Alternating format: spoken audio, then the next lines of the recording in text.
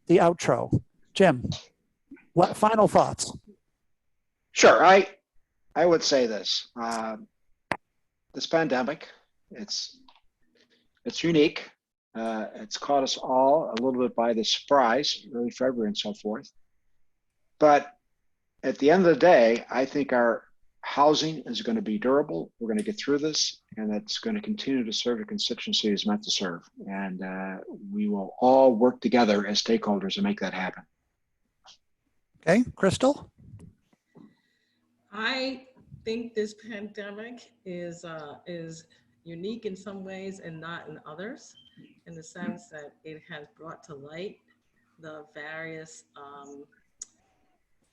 discrepancies in the way that communities deal with outside threats. And my hope is that not just that the properties that we have continue to thrive and be good, but also that we create a system that can withstand the next crisis and actually have the communities and the people we're trying to serve not bear the major brunt of that crisis. And my only comment is that this event is unique. We work all around the world. Everybody's dealing with it in different ways. In most of the places we work on affordable housing, which by definition means it's targeted for the bottom of the pyramid. Mhm. Every single country, it hits the poor worst. And every single country, the government systems that were in place pre-pandemic have not been up to the task of responding to that. Again, this is not blaming anybody. It's just a feature. Sometimes bad stuff happens. It therefore, in my view, creates an opportunity where things that were heretofore necessary are revealed as inessential, and other things that were heretofore regarded as luxuries have suddenly become essential. So if we take out of it a rebalancing of priorities and a dropping of inessentials, then yes, Jim, I'm an optimist. I mean, I'm always an optimist. But if you don't change your plan when you got hit in the head with a baseball bat, then you're not thinking enough. And we've been collectively hit in the head with a biological baseball bat. And on that cheery note, Sonia, it's over to you. Hey, I want to thank all of you, our panelists, David, our moderator, and the audience for your participation. This has been great. I do want to let you know that CHAM does have some upcoming webinars, and we have we are now offering online courses. CHAM's Nuts and Bolts of Asset Management is now online. Please sign up, and CHAM membership is free as well. So join, and you'll see the links on your on the screen. During this crisis, as you know, asset management has a higher profile in most organizations. So if you have people on your team who need an orientation to the subject, the Nuts and Bolts course is perfect for new employees, property managers, and executives who supervise asset management. So we encourage you to sign up and take advantage of all we have to offer. Hey, we've enlisted the same instructors that we used previously in our in-person classes, but now our courses are self-guided, they're more affordable, and they can be done at your own pace. I think this is a great opportunity for folks. And finally, I do want to give a last thank you for our sponsors and our panelists. Our sponsors again, JPMorgan Chase, Community Housing Capital, and the Colorado Housing Finance Agency. Thanks again, everybody. Do remember to fill out your evaluation. And as David said, we will try and get back to and answer all of the questions that have been posed. Thanks so much. Have a great afternoon. Thanks. Bye-bye.